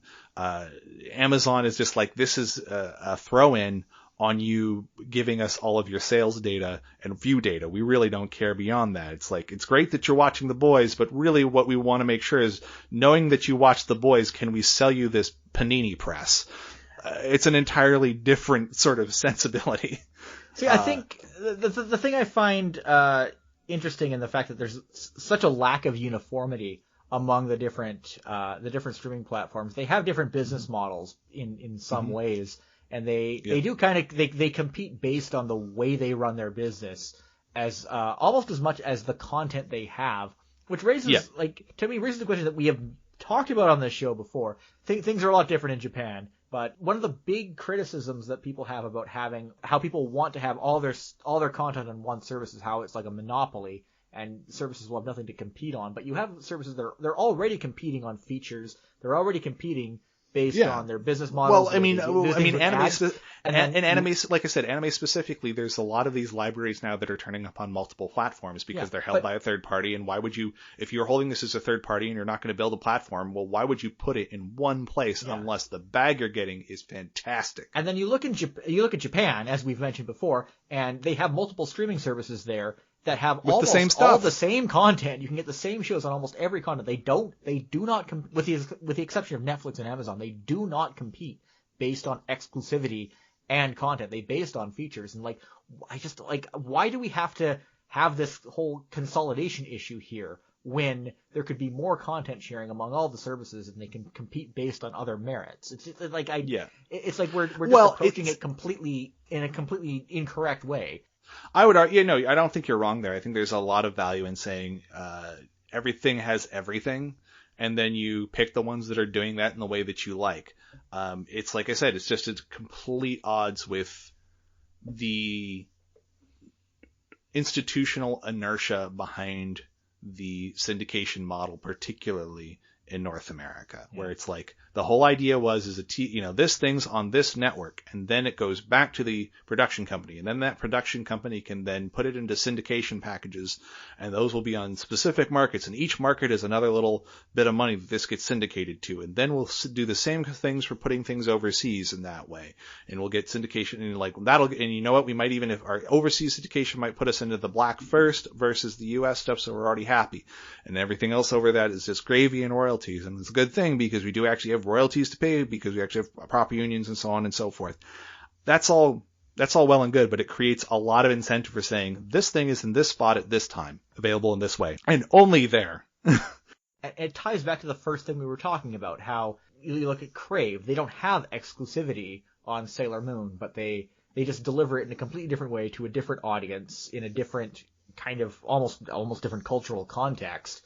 I think it's a great example of how you don't need to have exclusivity of content to compete, and how there could be a lot more balance here without having to get into this whole monopolization idea. Well, and that it leaves it leaves money and audience on the table. Yeah. It's like, cool, Banania is on Tubi, Banania is on Crunchyroll. Neither of those would be as valuable as Banania in the preschool menu on Crave or some other service. With the dub narrated. Yeah, I was just gonna say too, especially with the dub, that would be especially accessible.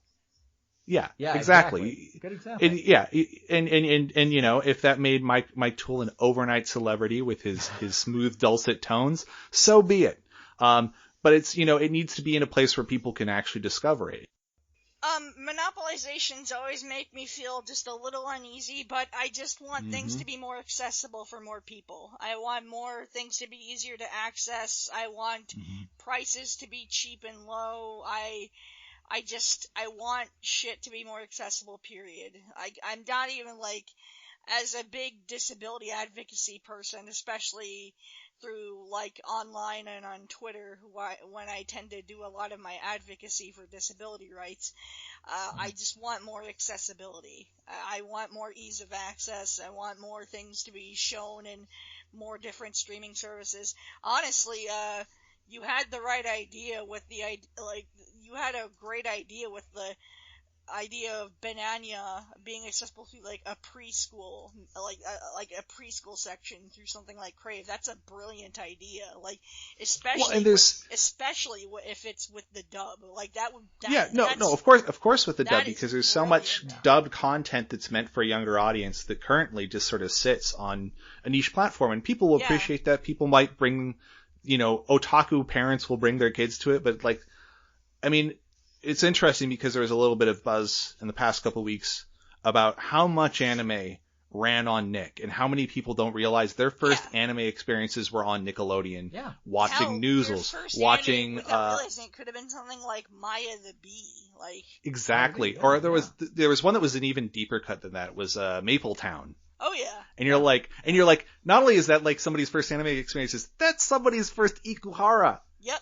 That's wild. Or but you that's might be one of those rare people to experience some of the first Osamu Dezaki anime from the Frosty the Snowman cartoon or something like that. Oh, where yeah. It's yes, the same man who directed Golgol 13 and in the beginning Bible stories. Yes, those two are a good comparison in between each other. He did key animation on those, right? Yep. He directed Golgol 13, and he also directed In the Beginning Bible Stories. Yeah. He directed both of those, so contrasting in between each other. One features hardcore sex, guns, people being shot in the face, and the other one is about, Bible stories. To be fair, it is the Bible. That could get pretty wild too. Yeah, it can. But yeah, there's definitely an aspect here of these things, don't have to be hidden away in specialty services. It's better than no access at all, but there's so much value, especially for these things that, were broad market when they were in their home culture. Put them in the same spot, because we know from literally the last 50 years of bringing anime over to North America and bringing it to different places in the world, you put it up where regular folks can access it, not super fans. Regular folks enjoy it too. They may never embrace it in quite the same way. They might embrace it in that way, but you got to give them the opportunity. And as the idea of a broad swath of stuff being thrown at people through a linear package or through over-the-air television fades, particularly in Canada, America at least has wild over-the-air options now with the digital subchannels. Crave's almost responsibility, frankly, is to then say, what are these different things that could be, one, increasing the value of our platform, but the reason it's increasing the value of our platform is it's giving people more and more interesting and diverse stuff to engage with that they, maybe they can get somewhere else, but they're not going to, but they will get it if we put it in front of them, which we can. That's what they need to do. And I mean, it's the kind of thing that, regardless of who ends up buying who in other countries, what Crave can then operate inside that framework of who has the stuff that is going to create that kind of buzz, whether that's out of nostalgia or whether that's out of like something that's newer but fits its targets. It fits in that lane, and it isn't being only algorithmically given to just the people who care about it. All right. So before we wrap up, I was gonna ask what you guys have all been watching, but I already have more than enough to edit at this point. You may recall a couple of episodes ago on my Pretty Cure retrospective, I asked if people could write in and share some of their experiences with Pretty Cure, the Blue Water Pretty Cure dub on YTV. This was a subject I was not expecting to be very big, because the Pretty Cure dub has always been kind of seen as a bit of a failure on YTV, and I was extremely wrong, because not only was that very popular episode with engaging a lot of people, I saw so many people coming out of the woodwork saying how important Pretty Cure was to them on YTV, and when I asked people to write in with their experiences, I got actual multiple responses from people, which is a first for this show, Nice. which is surprising. And I'm just gonna quickly read just a couple of the emails I got here. One was from Gio. He said, "Hi Jesse, my name is Gio Petty. I'm a video archivist radio podcaster from Ottawa. I absolutely love Canadian television and anime, of course. So your podcast is a match made in heaven. I heard your podcast on Pretty Cure, and I thought I'd share my Pretty Cure story as requested. I have very vivid memories of watching the show around 2009, before 2010 came and Toy Story 3 blew my mind. I remember it was something I never really planned to watch, but always stuck around for when it did come on. I specifically remember watching the episode The Birthday Heist, when Hannah is stuck in a jewelry store with Pijard and a set of robbers. I remember the story the robber told about his life of crime and how Hannah convinced him not to turn to crime really compelled me. Just like most other YTV shows from around that same time, like Jacob Tutu and Monster by Mistake, it kind of stayed at the back of my head. But then in 2018, I was on this really weird nostalgia kick for older YTV programs, and that kick started embarrassingly by Monster by Mistake. I stumbled upon Hamtaro, again, another show I watched at a young age, but completely forgot about. Yeah, Hamtaro. Then the Deke Sailor Moon, never watched, but immediately fell in love with. Embarrassingly, now I own every episode of VHS. Very impressive if you have, as an aside, impressive if you had all of the Deke Sailor Moon on VHS, because it's hard to find an official release of any kind for that right now. And then finally to Pretty Cure. Upon watching it, it instantly became my favorite. I don't know what it is, but there's something about the feel of the show that just hits differently than anything else I've watched. Maybe it's the brilliant voice acting, maybe the music, maybe the eye-catching visuals, but I just love it. Hamtaro, Pretty Cure, and Love Live happen to be my 3 all-time favorites. Love them so much. Also, to answer your questions on the ending theme, from what I can gather, the dub of Pretty Cure was done in 2 batches, 2 seasons to be exact, and I assume that they didn't realize they had to dub the song for an actual episode until they got there. A similar thing happens in the Italian dub for the series. In the ED used in those episodes, I believe the song mixes with the visuals on the screen. So, like in the part where Hannah is marching with her grandmother and Chitaro, a song specifically mentions them. Another instance is where Zakena appears, the singer says something about Grande Mostro. In the actual episode where they have to sing it, the song is completely different to the ED. I'm currently also trying to edit a full English version of the ED. I've also included kind of a rough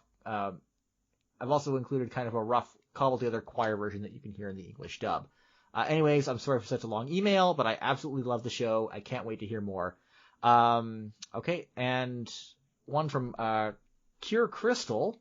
The Ocean dub of Pretty Cure is actually how I started with the franchise in the first place.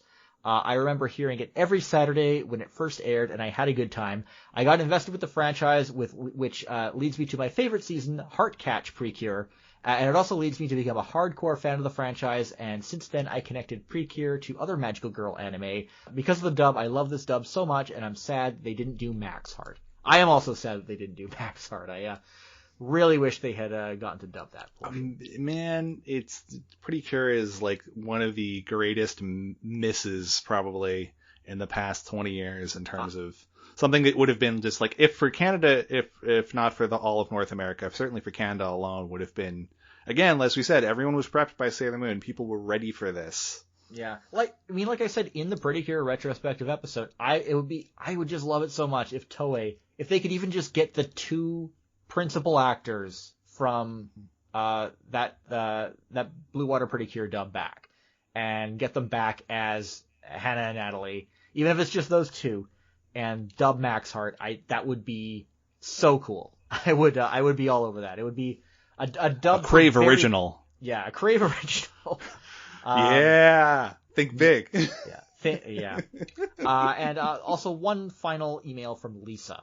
If it wasn't for this Pretty Cure dub, I don't think I ever would have discovered Pretty Cure as a whole. I was 12 at the time and randomly came across the opening for the dub on YouTube. I decided to watch it and became really interested, and sure enough, I found all 49 episodes uploaded onto YouTube. I've rewatched the dub multiple times, and it really meant a lot to me. I love the show so much. As soon as I learned about the other seasons, I made it my goal to watch every single one. Here I am 6 years later, still a big Pretty Cure fangirl.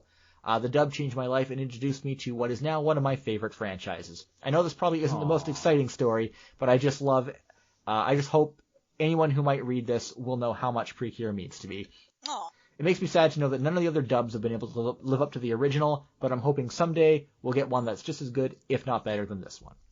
So, here, thanks everyone who reached out. I'm really touched by how much the Pretty Cure dub meant to people. I gotta say, like, I think I mentioned in that episode, I didn't originally even intend on doing a Pretty Cure retrospective, and I'm glad I did, because it has been one of the most eye-opening ones for me, for sure. And it shows how just because a show is perceived as a failure, it doesn't mean that it didn't have a massive impact. And it seems that the show did have a surprisingly big impact, even if it didn't really do that well on YTV. Maybe it's the next thing that should be on, I wasn't kidding. It might make sense to put things like that on Crave. Mm-hmm. Yeah. Well, let's all hope that Toei makes a sensible decision for once. You're asking for a lot there. Yeah. So yeah, thanks everyone for writing in about Pretty Cure. And maybe we'll try this again. If anyone has thoughts to share about finding Sailor Moon on Crave, possibly for the first time in many years, I'd love to hear from you. So yeah, share your stories, your thoughts on that, Sailor Moon on Crave. Email me at zannencanada@gmail.com. I'd love to hear your experiences and your stories, and if you want, I'll read them on the podcast as well. I got one other addendum that you should throw on that. If you write in and there's anything you think would be the next most amazing anime for Crave to pick up, tell us, because we'd love to know how wrong or right we are. And we'd like, if you come up with something we hadn't even considered that's genius, we'd love to hear it. I'd love to hear that as well. If you got input on either of those things, again, just email me, zannencanada@gmail.com. Love to read your stuff on the air. Okay, well, I think it's just about time to wrap up.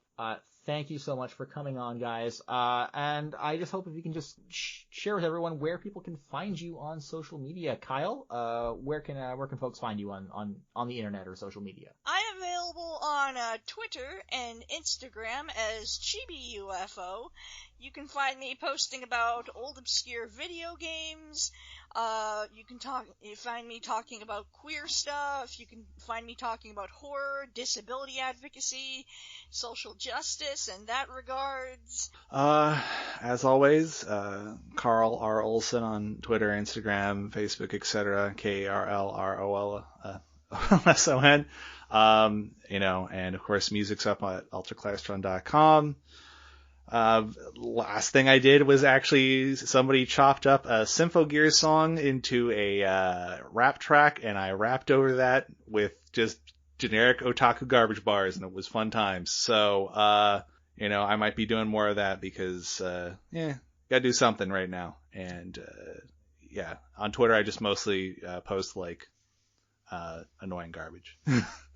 It's not nearly so rewarding as following. It's the weird trivial stuff, the stuff that seems it's obsessing over the weird trivial pointless things or committing ourselves to those that I think are getting us through the era we live in right now. It is keeping me So, sane. Yeah.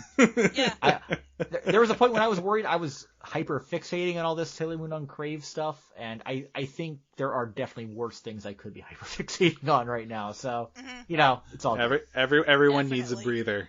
Most definitely. Right. And thanks for tuning into zannencanada. You can reach me on Twitter at jbetteridge or email zannencanada@gmail.com. The theme song is by Ultraclystron and can be found on his album Packet Flood, and you can find that at ultraclystron.com. You can subscribe to this show on Apple Podcasts, Google Podcasts, Spotify, or whatever your podcast app of choice is. And hey, if you appreciate what I do on this show, I do have a Ko-fi account, ko-fi.com/zannencanada. It does cost me money to keep the show running and available on different podcast platforms. So if you want to chip in a little money, every little bit helps. So if you like what I do, just check out that page. And thanks for tuning in. See you again.